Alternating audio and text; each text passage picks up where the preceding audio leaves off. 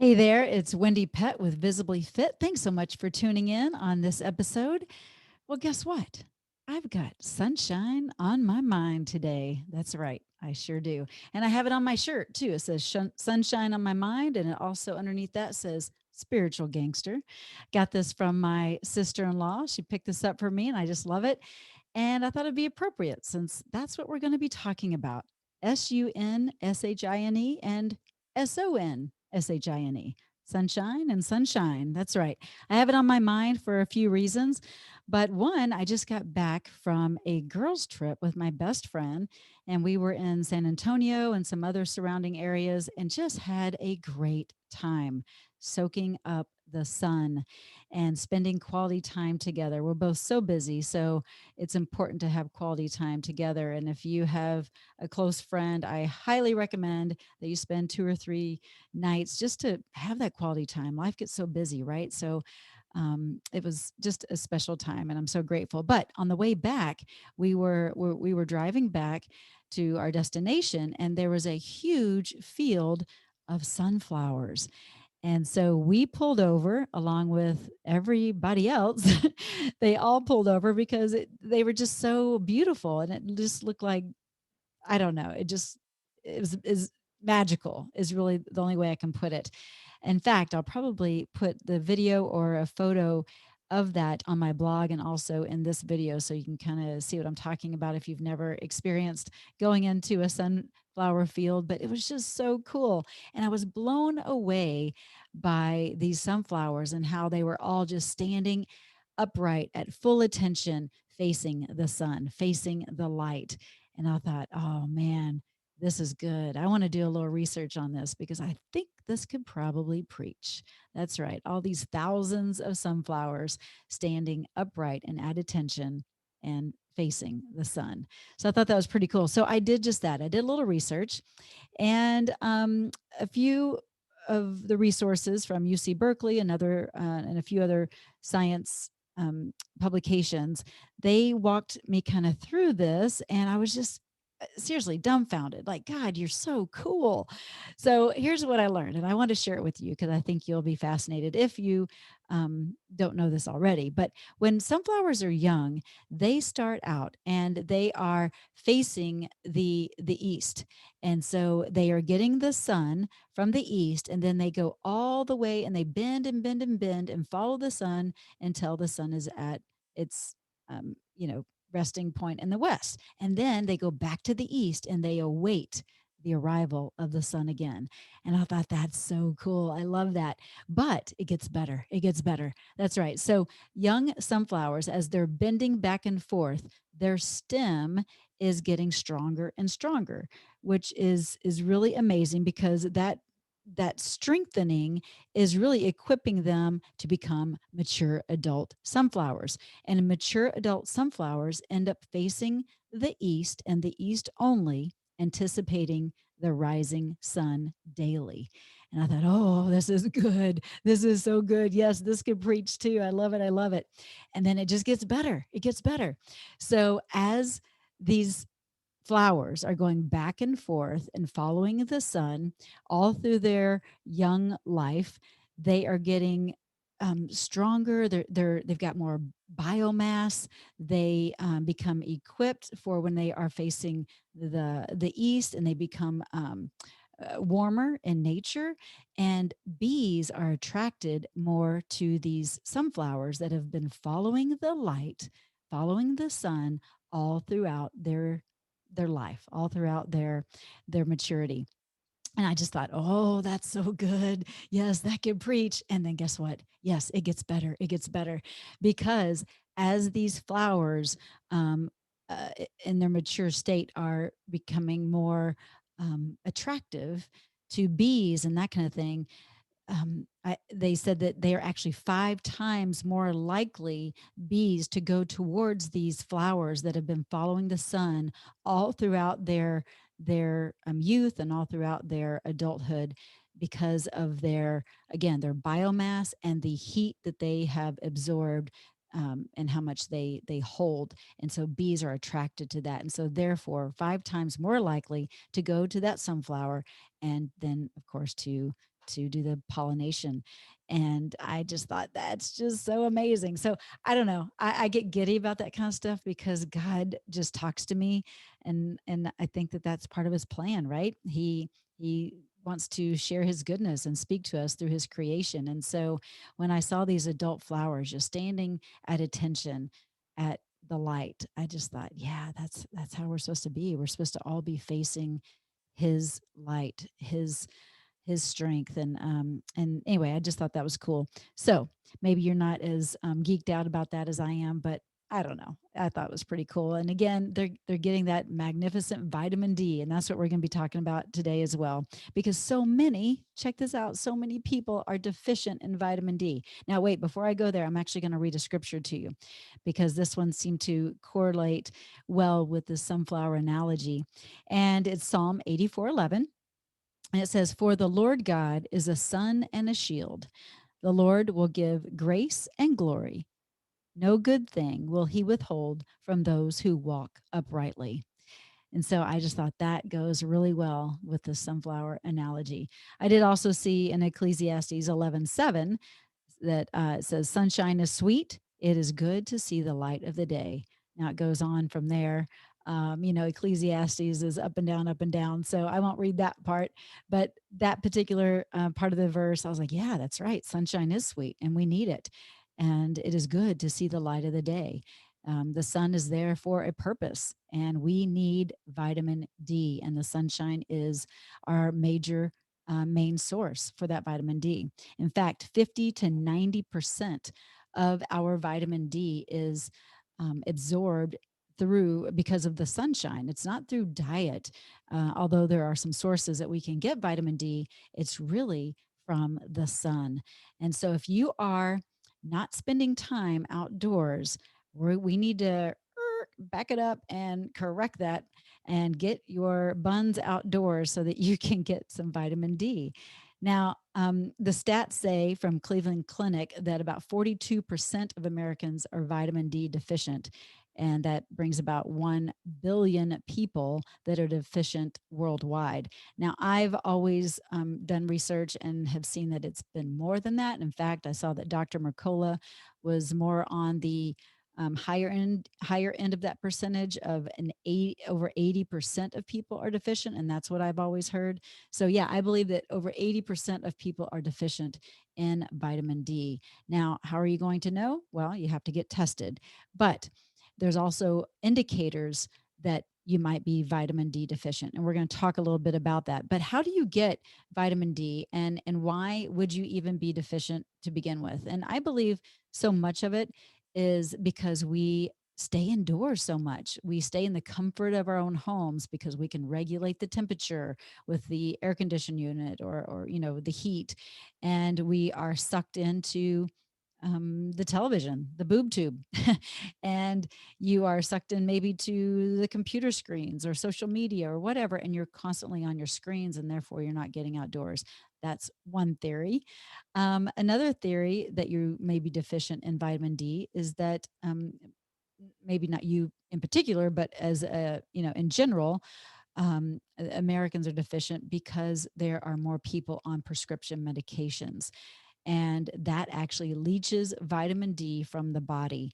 So prescription medications are a big culprit, and the more and more ailments that are being treated with prescription medications as opposed to just getting to the solution of the problem, we're seeing more of a deficiency. So I believe that's really a big culprit as well.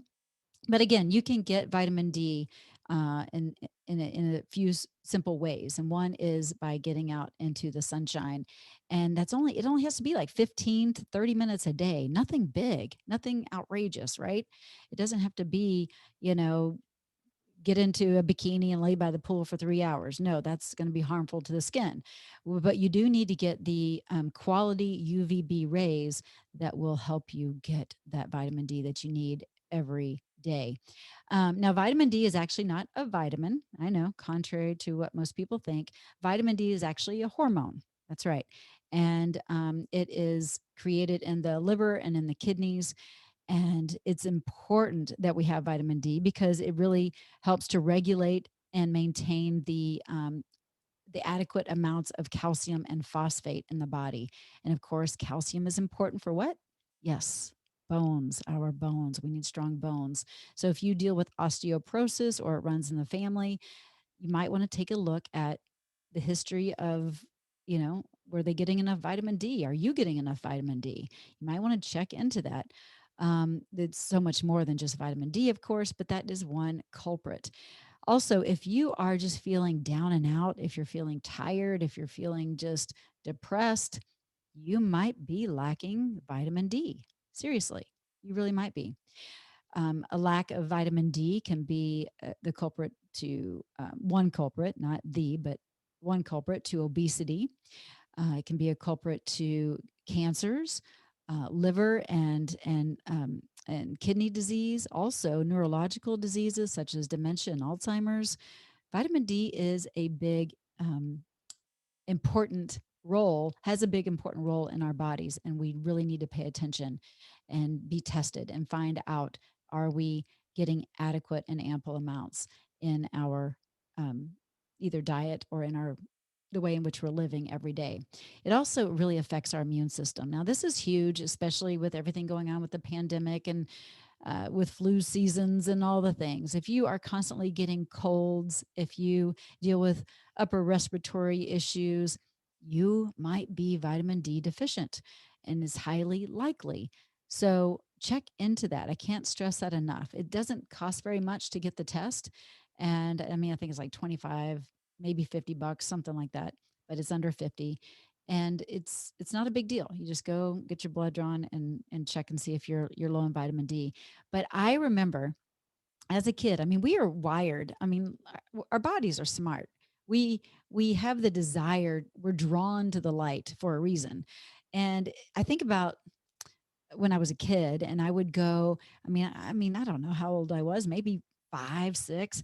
And I remember my dad, he would be, I don't know, reading the paper and the sliding glass door was right there next to him. And I would be waiting for the funnies because maybe he had the funnies and I wanted the funny paper.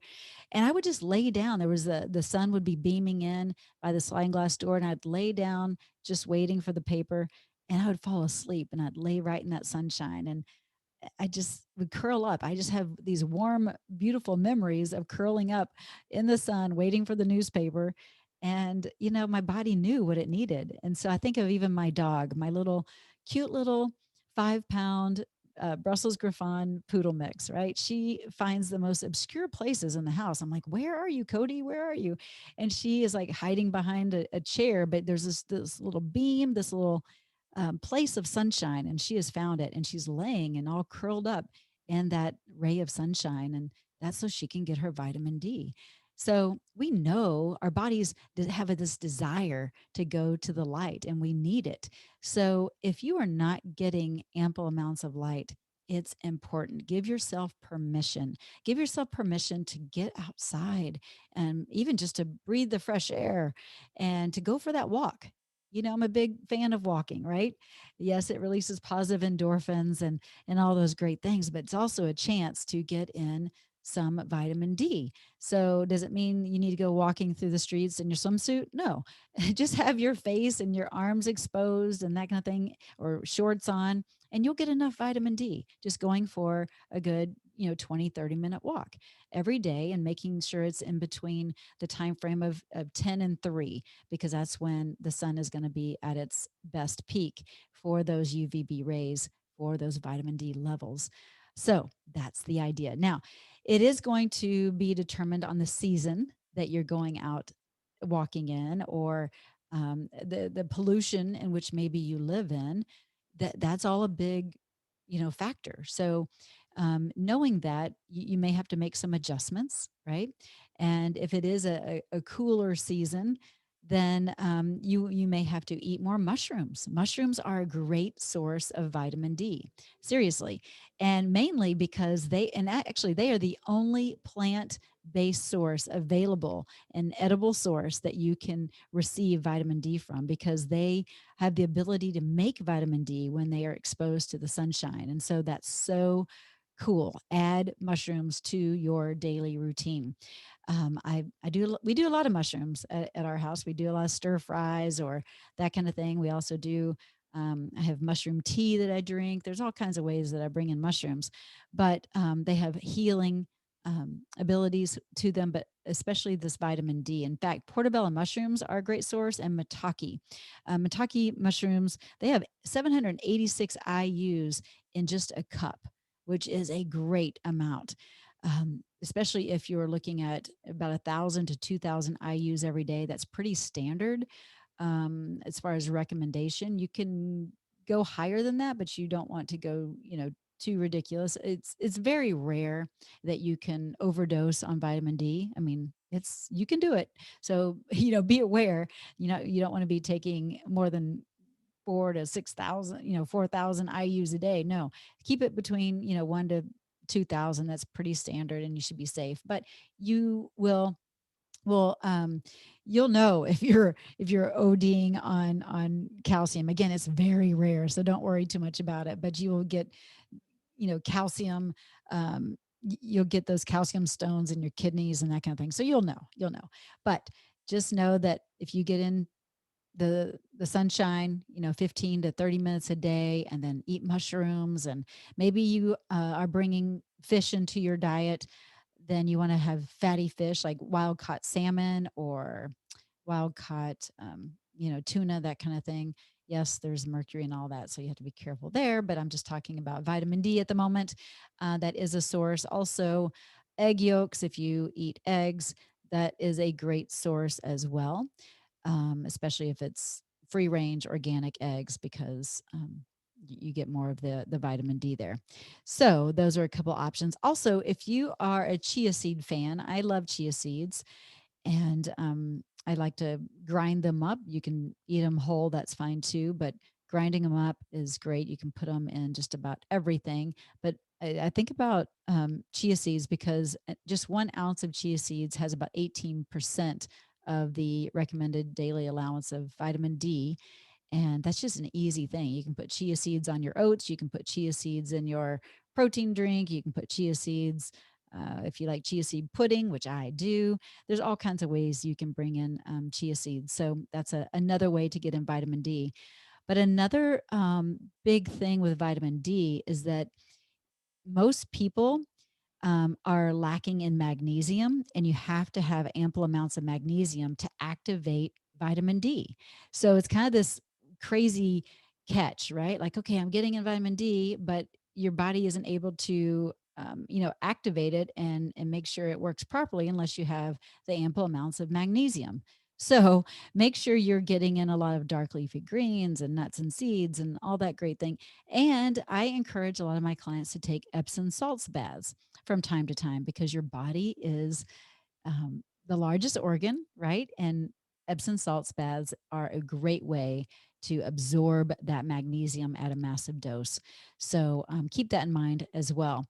And you will know again if you are not getting enough vitamin D. You'll be a little moody, you'll be tired, you'll have all those kind of maybe you're a little depressed. And so really notice that, and don't just go to um, some sort of stimulant in order to boost your energy, and don't just go to some antidepressant just because you're depressed. There's a reason for that, and a lot of times we can fix that through nutrition and exercise and through the right supplementation, right?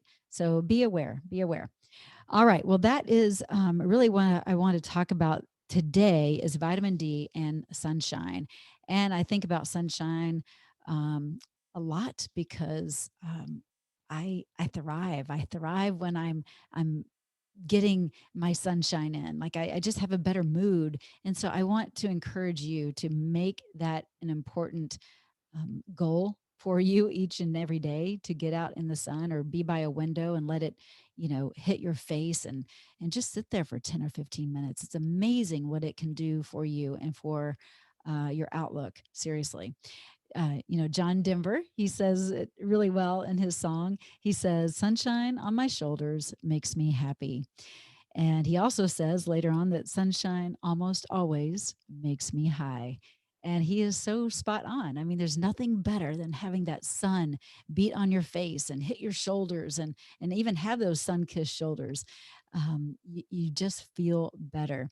And it does make you high. It does release positive endorphins. It also helps with the production of serotonin, right? Which is a hormone that regulates not only your mood, but helps with your sleep. So vitamin D is so important. I cannot stress that enough. Can you tell? So, all right, that's the conclusion for today's podcast. Make sure you're getting your sunshine in. Thank you so very much for tuning in. Oh, and I cannot leave without telling you the exciting good news.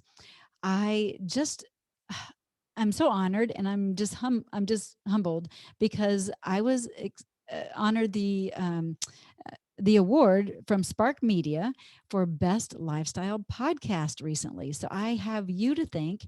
And again, I'm just like, I can't believe it. So thank you. I'm just in awe, and I'm shocked, and just excited. So thank you uh, for being supportive, and thank you for sharing this podcast to your friends and your family and those that you think it will help. Appreciate you so very much. And please leave a rating and a review. And if you're up for it, a comment, and please subscribe. So bless you. And I look forward to being with you next week. Same time, same place. Thanks for tuning in to Visibly Fit.